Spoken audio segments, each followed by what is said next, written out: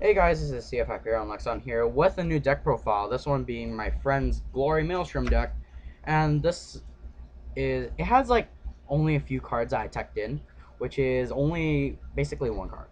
Let's start off. We'll start off with Eric, which is my tech, but his tech would be Tri-Hole Dragon, or should I say Tri-Hole Draco Kid? But I really do not care. And then the reason why he runs Tri-Hole is because of an offensive. He wants to do some early game offense. But I actually seen it firsthand because he quote unquote said like is not really experience. He didn't like there's no experience with it.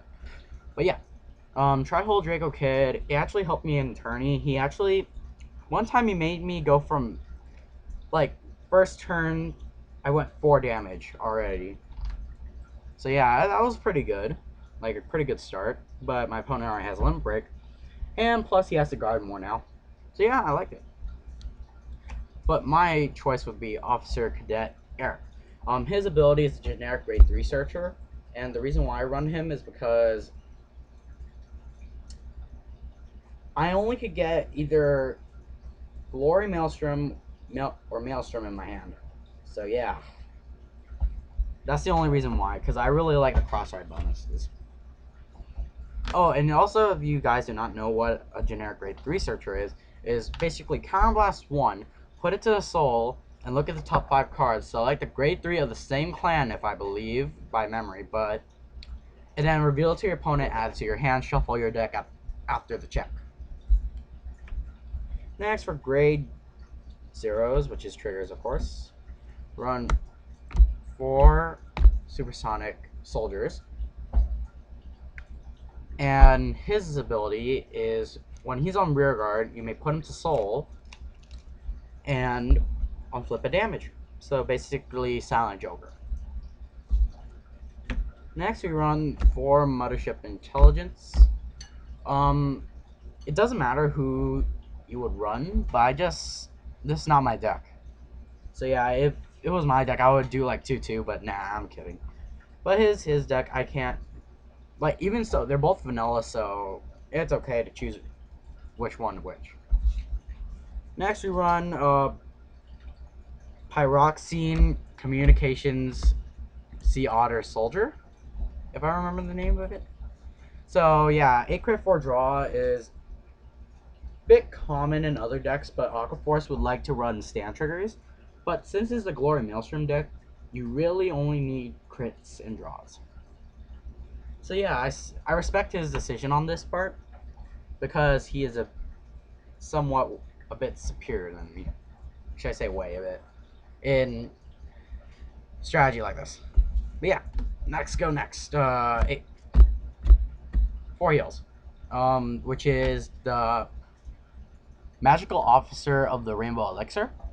The only heal trigger of the Aqua Force clan. Same dilemma with Elixir Sommelier. Just gotta wait until Ice Flow Angel comes out because it looks super cute. But that's the only reason why I run it. But yeah, let's go for grade 1s. Let's go for Tier Knight Theos. Generic AK vanilla. Same as like 10k vanillas and everything. But yeah, I think the only reason why he runs it is, well, why won't everyone run it? Don't get me wrong, because Dark Regulars don't run that. Next, Emerald Shield Parsha. He only runs 3. The only reason why is because Aqua Force only really needs 3. If you're running 4, that's your player preference, but I respect his decision on running 3 because, like, most of the time you're going to be at 13k base. You're not really going to, like, get runned over like Gold Paladins. Like, they need 4 grade 1 Halo Shield marks, or in the future called Halo Liberator mark. But like other decks like Neo Nectar, they do not any class, sorry, not class, clans that do not have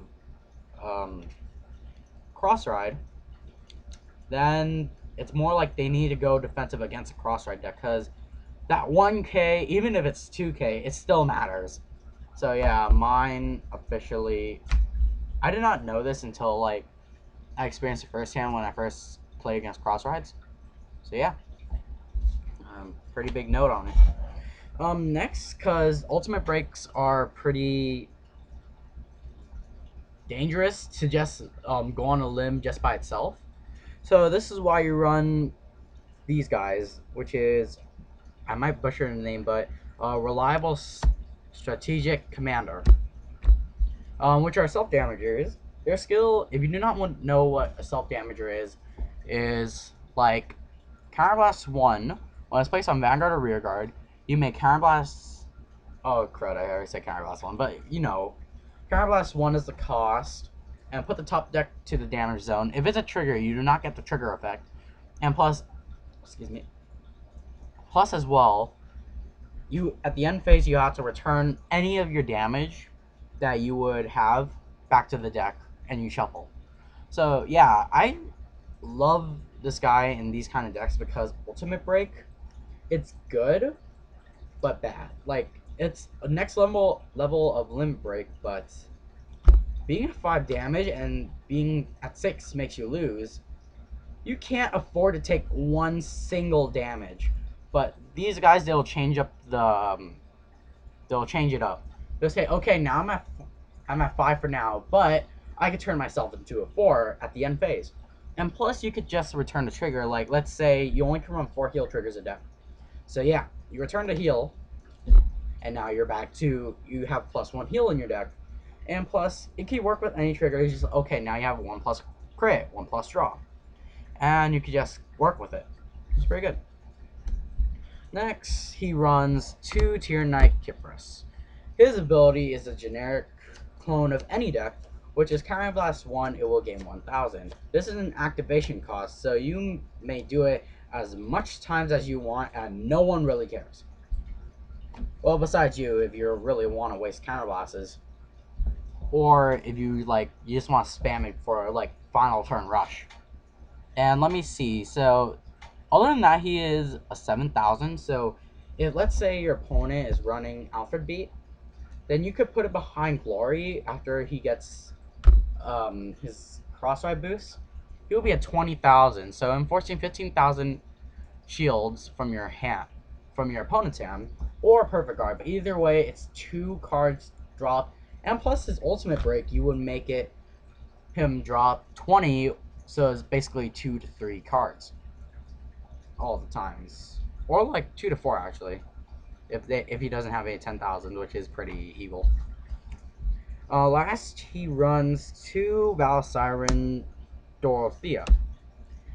Dorothea's skill is when she boosts an Aqua Force Vanguard, and this is the 3rd attack or more, then the boosted unit will gain 4,000 until the end of the battle. Pretty simple enough. You wouldn't, for 10,000 boosters, you really do not want to run over 2. Like, 1 is good, like I did with my Mono Duke deck, because it actually works. And then after that, I ran 10k boosters for other decks, and if you run 3, like, you're not going to get any pluses as a rearguard booster. But yeah. Now for grade 2s. Running 4 Tier Knight Lazarus. 10k boosters, so they hit. Next we have 3 Storm Rider Daemons. I remember back then when I would go on to this old online program, and he was called Lysander. I actually love the name Lysander. It sounds pretty nice.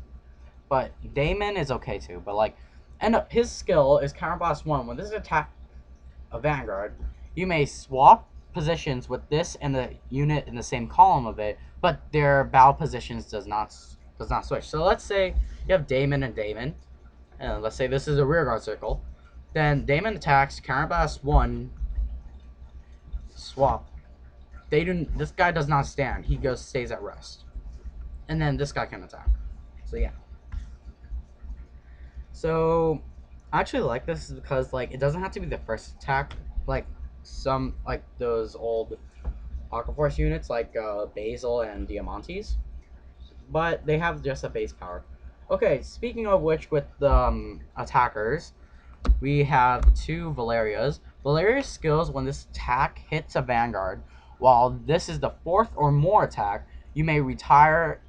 You may choose an opponent's rear guard and retire it. So it is pretty pressured, especially during mid game, because your opponent's gonna lose a unit, and it could be like one of their valuable units. Like if they run one, let's say they run only one 10k booster, and they're already having on the field, so it's gonna die from it. Next, we run one, or he runs one Marine General of Restless Tides Algos. His ability is somewhat same as Valeria's, but instead of retiring a unit, you actually get a draw one card. So yeah, it works for drawing. Last, he runs one Storm Rider Basil. The reason why he runs Basil, only one of it in general, is because he actually, that's my friends say he's still testing it. He might say like either Algos or Bat. No, I remember is because like this guy, he would be a 10,000 booster on the first attack, and then he gets a swap like Damon with a free ability too. So yeah, so it actually helps.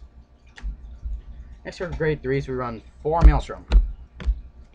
Maelstrom's skills, first of all, limit break for when this is the 4th attack or more, your Vanguard or this unit will gain 5,000 power and plus another ability, which is Counterblast 1. When this attack hits a Vanguard, you may pay the cost. If you do, retire one opponent's rear guard and draw one. So yeah. So you get a draw card and you just killed one of your opponent's units. So yeah, that's pretty good. Plus it's the first ride of the cross ride, and then plus it's pretty good at rear guard too. Next we run 2 Glory Maelstroms. I actually asked him why he only runs 2.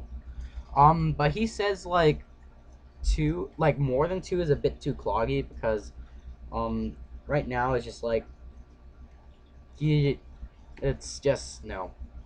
But anyways, his skills Ultimate Break, which is a limit break version of 5 damage, and Counterblast of 1.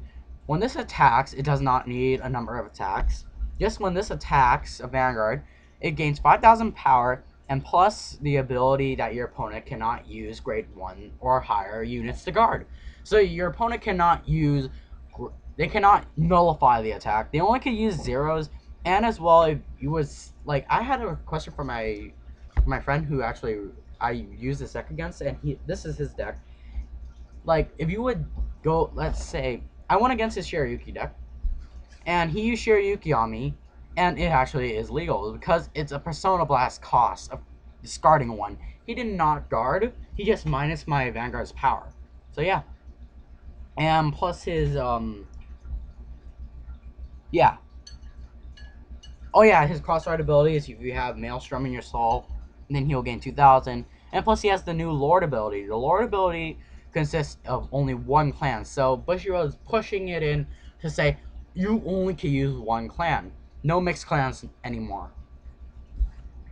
Last of his cards, he runs 2 Stormrider Diamantes. Diamantes is pretty good. If he's the first attack, he's an 11k attacker. And plus he swaps with the unit behind him. So yeah, there's no really complaint about him. So if you would put him and Maelstrom behind him, he will be double 11 attackers, which are pretty deadly. But yeah, this deck's pretty good. Like, I've actually tested it out and I really liked it. Like, but yeah, other than that, this has been my friend's Glory Maelstrom deck. I hope you guys liked it. I loved it. If you guys have any suggestions, just please put it down into the comments below. And then maybe I'll see you next time. Oh yeah, sorry for the lack of content a bit. And plus, I'll try and post a lot of videos as possible today. So yeah, this is CF Hyperion Loxon saying goodbye, have a nice day, and I hope to see all you Vanguard players next time. Goodbye.